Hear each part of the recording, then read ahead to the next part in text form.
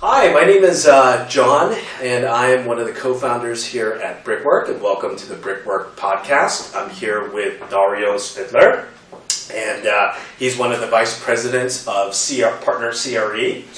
Executive Vice President at Compass and founder, partner at Partner CRE. And one of the early adopters to Brickwork, so really excited to have you here. So yeah, let's start it off. Give us the kind of background on... I'll give you my quick background and why this helps so much. Yes. So I come from the construction business. My father's a general contractor, structural engineer. My mother's an architect. My brother's a general contractor. Wow. Every single one of my aunts and uncles on both sides of the family are architects. Wow. So I'm originally from Argentina, where my family used to build a bunch of high-rises. The construction business in Argentina is a completely different animal here because there's no lending. Right. But when we moved here 30 plus years ago, we built hundreds of projects, from single-family home to retail to apartments to condo. And where we really kind of built our bread and butter was in the condo business. Interesting. Before the world financial crisis. I see. Yes. The world financial crisis happened. We had about 40 condos. Is that the IMF?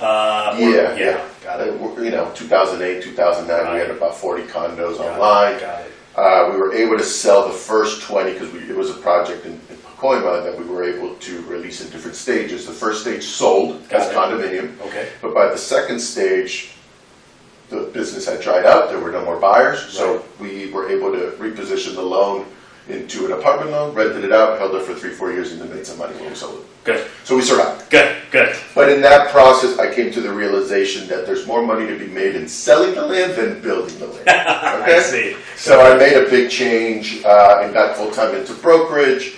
Kind of started off on my own a little bit, and then over the years, I started out at a company called Partners Trust, moved to Partners Trust, and we were acquired by Pacific Union and in turn acquired by Compass. That's right. Compass is now a massive company. As you might have seen today, we raised another Series G. Series G. Congrats. $6.5 billion. Makes no difference to me. Maybe they'll buy us more snacks now, but Yeah. apart from that, it's pretty much par for the course. Everything kind of stays the same. Yeah. But the cool thing about what's happened is that my access to land deals and my ability to really understand land has transitioned from really growing out of the apartment building business and now further into the land business, where my business is really kind of 50-50 land. Right. The other 50 is apartments, retail, whatever it is. Right. And it's been booming. Right.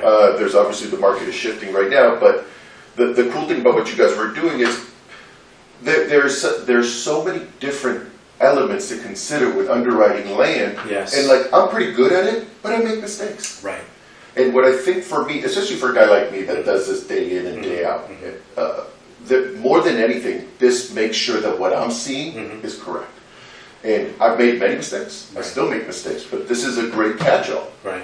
And what's also great about you guys is that if I find something that I don't understand or I need clarification on, it's not just, take it as is. There's people here that actually can help out, and we can dig deeper into what the question is. Right. Great example would be a deal I'm selling in Virtual Village that we did a brick and work after I took the listing. Oh, yeah. And Right. that was my first foray into the SNAP. Yes. Which is notoriously the worst SNAP. It is. And I was in sub-area B. Yeah. I did not know this. Yes. So we got into, so the price changed, we reduced the price substantially, now it's sold, a lot of it is kind of come from the fact that helps me further understand. In the city of LA with how many specific places? We have 30 plus. Yeah. Unbelievable, Easily. right? Yeah. CPIOs and Q conditions. CRA and Yeah. Q conditions and delimitations, and it's a nightmare. Yeah. So it's not even so much about me learning through this process, but it's really my checks and balances. Got it. And that's what goes a long way with my clients. If I say something dumb, they don't come back to me. Got it. If I know more than the next person, Yeah. I keep winning business. Awesome.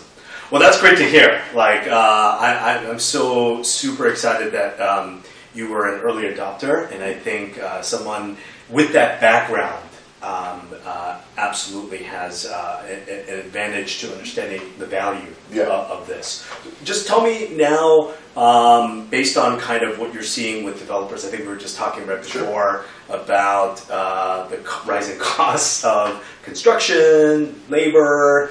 we're seeing a lot of developers saying that it's hard to build into anything beyond the 5.5 kind of cap, and so First and foremost, yeah, the city of LA stinks. there you go. That's number one. That is without a question. Yeah. When all else fails, Right. or when all else goes right, Right, the city will fail. Right. So that's number one. So as much as there's been a ton of activity in land sales, it's sort of inverse in as much as that the demand isn't necessarily meeting the price, right? Because everybody's looking at their numbers and talking to contractors and GCs and construction companies, and they're going after bids, right? And their bids have doubled. I wouldn't say they've doubled, but they've gone up substantially, getting close. So if I could, the part of this that I can skip to the point where I can move my escrows faster by fully understanding what can and can't be done really helps. But the cost of construction has ballooned.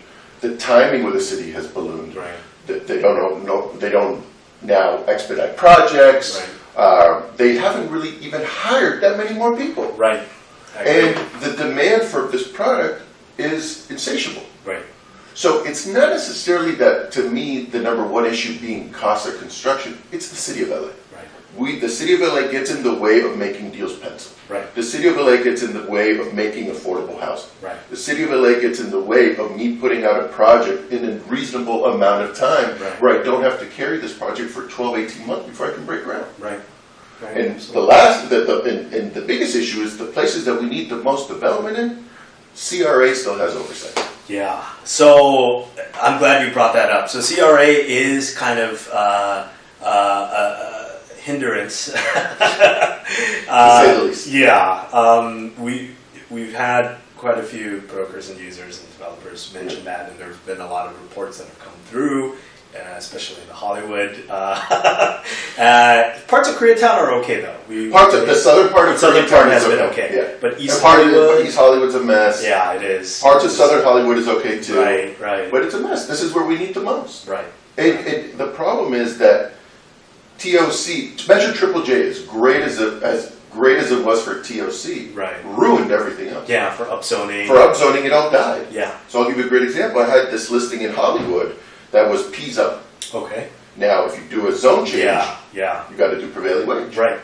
Hollywood at least did one smart thing. Sure, it took them basically a decade to get it done, but they rewrote their specific plan, Right. which basically upzoned all P zoning that's Yes. privately owned. Yes. So now that changed it. Uh-huh. Now the deal's in escrow. Great. There Right. you go. Right. Now, but Silver lining. the silver lining, yes, for me, Yeah. not for the city, because the process got so cumbersome that the apartment deals don't pencil. Got So it. the builder is not building apartments. Got it. They're building something else. They're building, I don't want to get into the details of it, but it's not apartments. Yeah. And the business is now changing Yeah. to be something else. The Yeah. apartment building business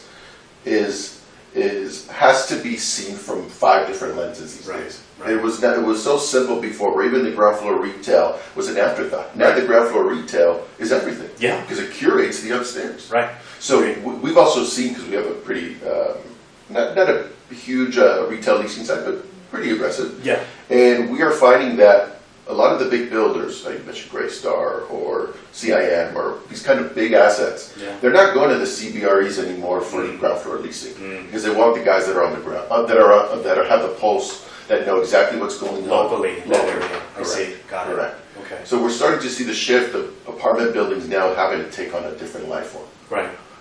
The mixed use product. Mixed use product, and the one thing I'm selling a ton of, but this will be in the last 12 months, probably my 4th or 5th deal that I sell to, co-living. Right. Okay. So great segue. Yes. For us as a company, so we're a startup. We launched literally late last year, but a lot of the agents were on vacation, so we didn't really get going until around January. Yeah. I feel like I got a lot of people in my office. Yeah. Okay, So we had a late start, but so we started with multifamily because that's the kind of tip of the spear, right, for all development and with the housing crisis. But we've been following co-living, and so there have been a lot of co-living developers that have been at this office and met with us, and are users actually. And so their biggest question to us is what's allowed. And so to get insight from the city,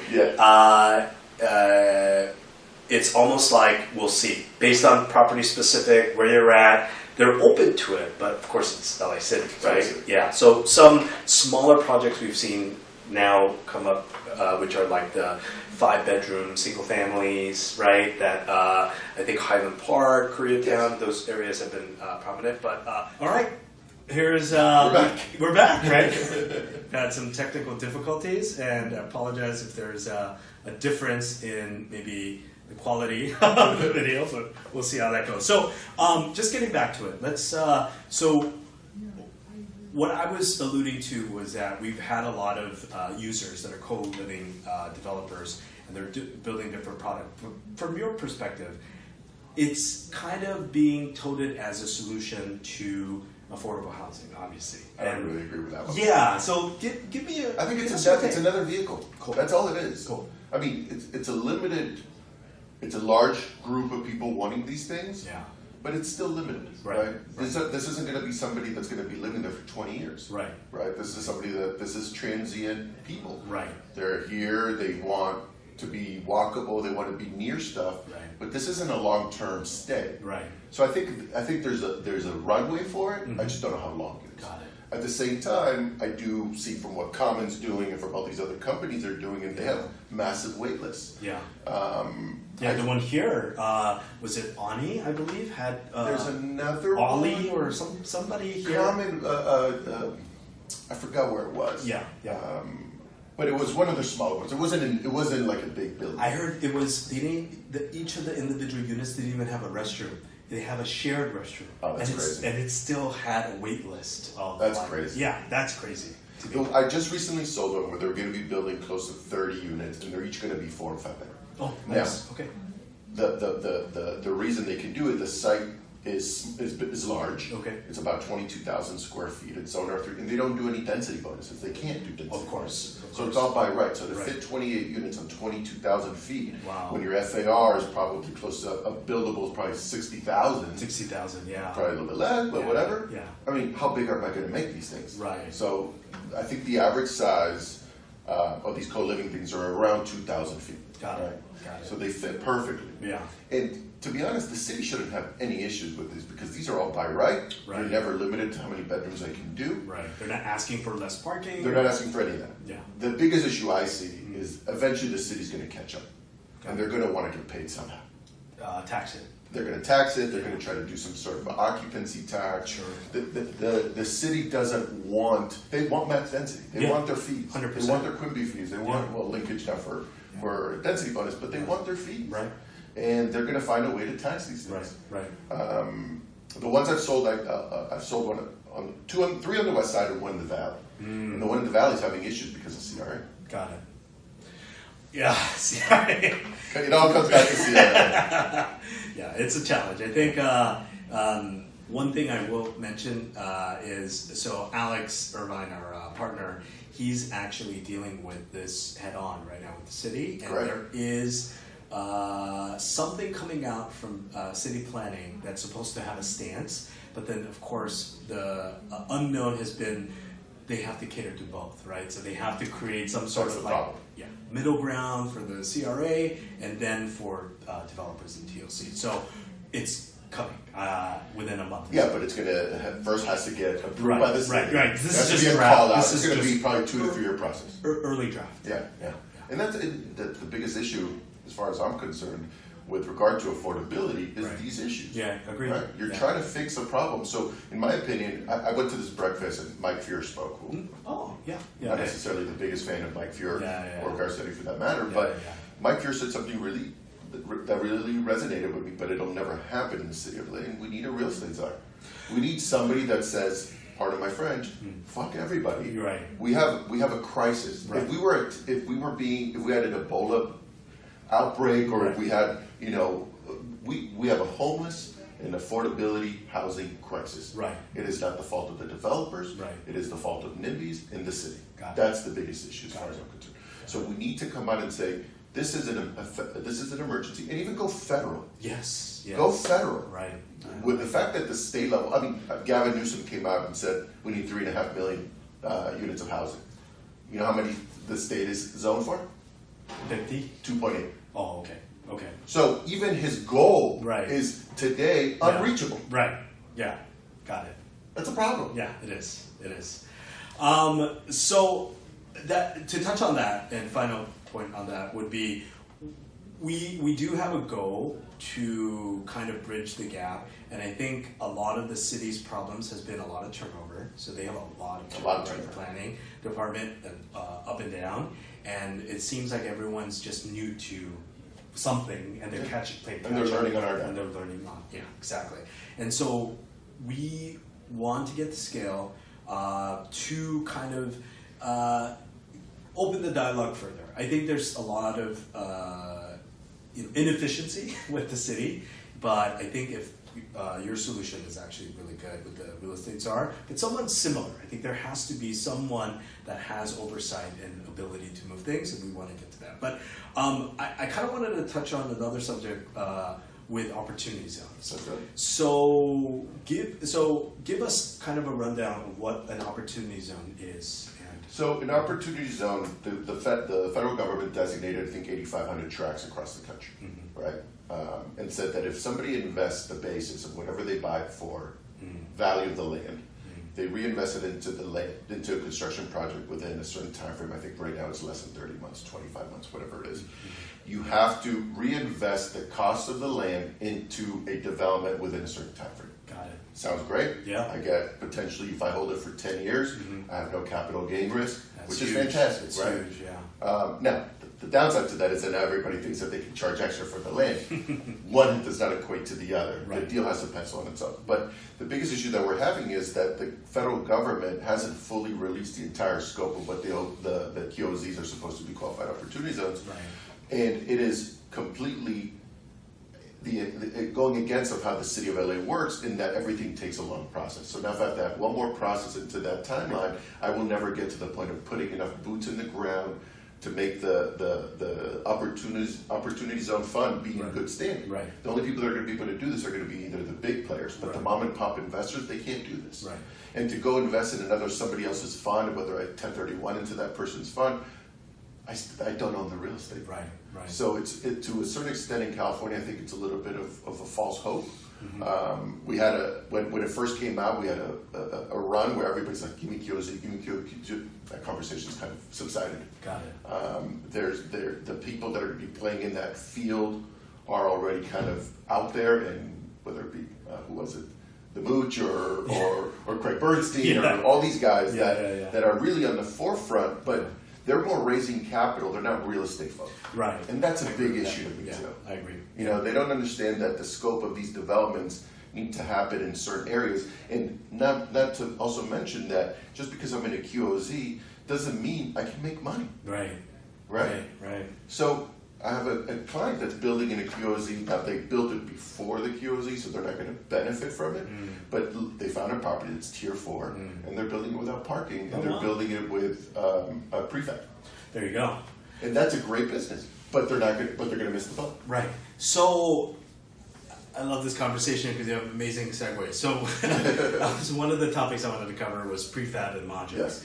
So for those listening, if you don't know, one of the hindrances of projects not penciling is because the rising costs of labor and materials, right? Sure. And so one potential solution that's been thrown around is a modular or prefab, which just essentially just means you build it after it's been designed in a warehouse by a prefab or modular company, and it gets literally transported to the development site and kind of bolted on, I guess. Yeah. So what do you think about that? And what are the challenges, or what are you seeing? Many challenges, and it's a broken system. And I speak on it firsthand because I'm building a modular project right now. Oh, wow. Yeah, okay. I'm building it's in its infancy because dealing with this prefab construction is a nightmare. Got it. So number one, to get prefab approved, it's on the state level. Oh, I see. So it's not even... It's not even local. Yeah, I see. I got it. But I got to get my streetworks, my foundation approved on the local level. Right. That in and of itself, forget about it, right? I see. The other issue, the city's zoning hasn't caught up. Right. Yeah. So with regard to fire, with Right. regard to accessibility, with Right. regard to even construction, even insurance, Right. none of it is caught up. Right. Second, furthermore, the cost of prefab isn't really yet where it needs to be. I see. Where it's significantly Where it's a lower. significant change. Got it. And the educational side to the buyer Mm-hmm.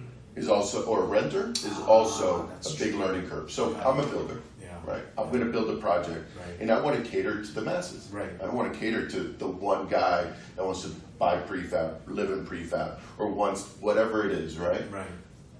You have to make decisions that are going to make you the most money. Right. And if my prefab product hasn't come down substantially in cost, Right.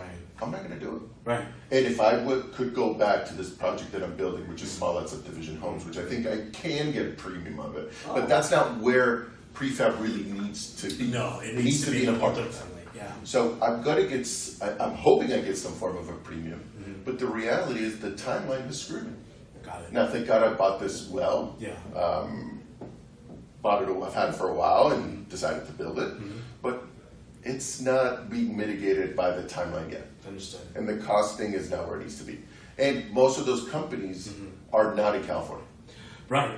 Yeah.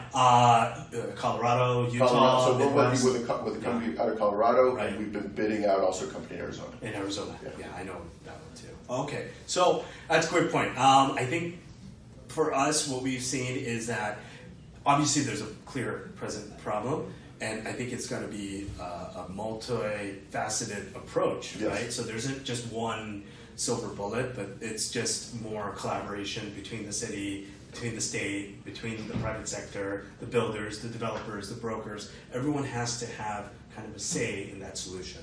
So, so with Brickwork too, just what have been the advantages of the reports beyond, I guess, the developers or the potential buyers of these sites or assemblages for you? What have been their reaction? I'm curious to that. To the reports? Yeah. It's been great. Okay, great. Oh, every time I send somebody a deal, they're sending me feasibility. Awesome. Right away. Right. And listen, I'm great at reading ZEMAS and zoning and Yeah. this and that, Yeah. but I'll give you another example. With UI, with urban innovation. Right. I had no idea what the hell that was. Right. We sold a project, Lacey Studios, which is in the UI. In the UI. Now, the buyers are going to reposition the property. It was 2 acres, beautiful, but it was already kind of pre-approved by Weezar, by Councilman Weezar, to build units without parking. Got it. So Urban Institute has added, I think, a couple units to the Arroyo Seco specific plan. Yes. It didn't work. Oh, okay. But at the same time, it's because it was so confusing. Mm. So I remember getting one. We did one for the UI, and it Yeah. kind of explained it to me. Right. And even still, it's confusing because it's that specific plan, but it makes a ton of sense. Mm. And the problem is that we don't deliver the message accordingly. Right. So nobody's building over there except a couple builders. Right. So Absolutely. like Westman's building a big project there, and it's been a nightmare because even the city doesn't really understand UI. Right. And furthermore, the understanding of building over there in an area that's in dire straits and needs It housing. needs housing, yeah. And it's such a great potential zoning, but people don't understand it. Agreed. And with Brickwork, I was able to get one small project that I had it in escrow with a client, and we didn't really get it until I fully got my Brickwork report and understood what it really made. Awesome. We didn't have a button for specific Wow, reasons. that But one- yeah, there's two. yeah. There's the UI, then there's the other urban. Yeah. There's whatever. So it didn't fully make sense. But what I think Brickwork could really do more than anything for the city Yeah. is check on them. Right. Make sure that if I was able to take this to the city, Yeah. to even over the counter and ask questions, Right. they would see this and be like, okay, because when you go over the counter, they go on ZEMAS. Yeah, I know, and they look through everything. They look through everything, and Exactly. they really don't know. Yeah. So if they could able to use a program or something that they can just say, well, this is what you can build. Here Yeah, you go. yeah. Think about how much reduction in timeline with just over the counter stuff at building. Right. I plan. 100%. So I'm glad you touched on that because we've seen some of our other users kind of give that same kind of feedback and stuff. So another thing I wanted to cover is we're actually in the process of building a map. Okay. And so we've been talking to some vendors. There's an ArcGIS map, the urban product. There's a new product that Boston's planning department have worked with Esri for, and it's amazing. Okay. So what our use case is going to be for it is we want to put this report fully automated on a map. So when you start to zoom in and go, okay, my next project, my next assemblage, developers have pointed me toward a certain direction. You zoom in, you click on those parcels. Instantly, you can pull this report. That'd be amazing. Yeah. With obviously the feasibility piece as well, but the power to this is that we're going to try to, there's technology right now, just crazy. Imagine an API on that map to start massing it with CAD. So all the architects, right? Like you know what I'm saying? I saw a company a few years ago, and I think they disappeared because it wasn't helpful. Right. But it was sort of that similar, right. Not brickwork, but it was like identifying parcels that are underdeveloped, right. showing you potential massing. Right. But the reality is, besides the fact that their costing was unrealistic. I'm sure, per month, yeah. But it missed that extra step. Mm-hmm. What can I really do here? Right. And understanding my parking, understanding my FAR. Yeah, they didn't go through that. They didn't go that way. Yeah. So I think they came and went. I've never heard of them again, and I would have. Right. So we are we want to launch that product. It's coming hopefully in the next this fall. Is that's amazing. We want to get you on there. And is that going to be LA City or LA County? LA City to start, because right now we're also kind of taking all the data that's part of the city. There's a lot of stuff that you touched upon at the beginning of this interview, which are not where even the planners don't even understand what they're dealing with. So we do have to kind of take that data and migrate it, but LA City to start, and then we're going to start expanding to LA County, and our goal obviously is to get to San Diego, get out to San Jose and Oakland. We've seen a lot of development going on in Oakland, especially a lot. Yeah, so there's been a demand. Okay, so I kind of wanted to kind of close with anything that you wanted to share about your team.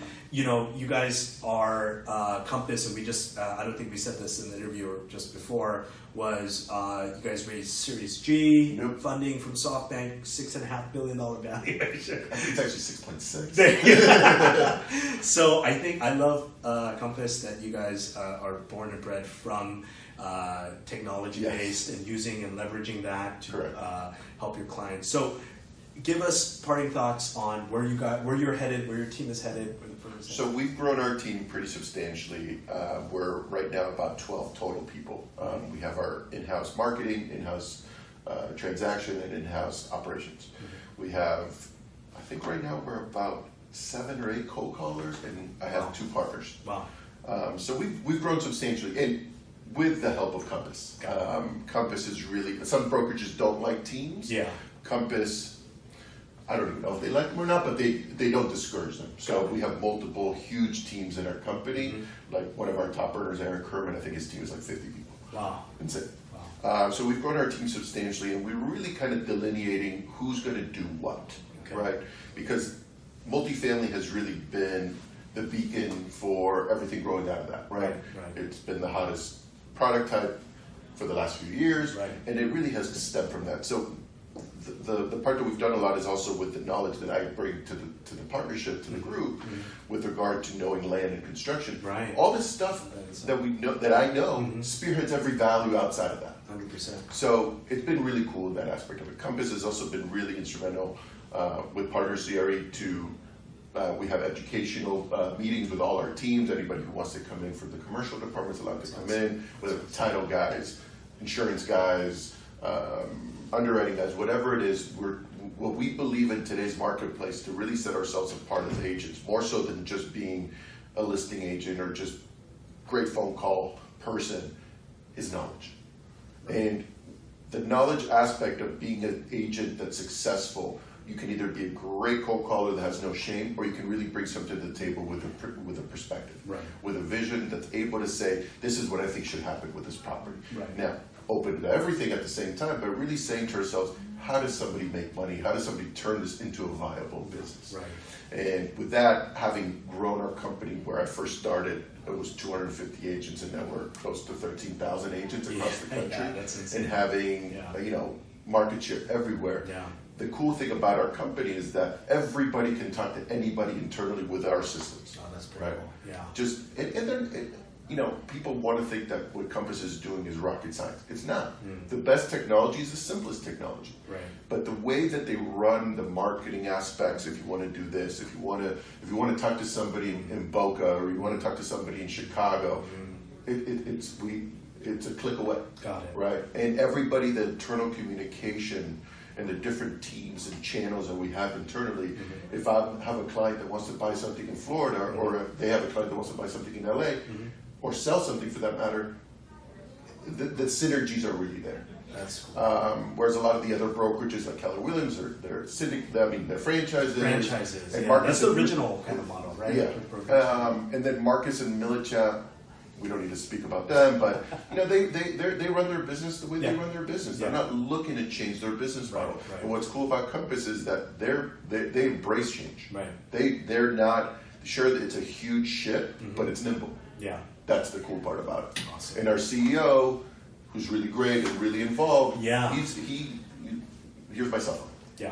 Call me whenever you want. He's available. I mean, I would never change my life for his because he travels all the time.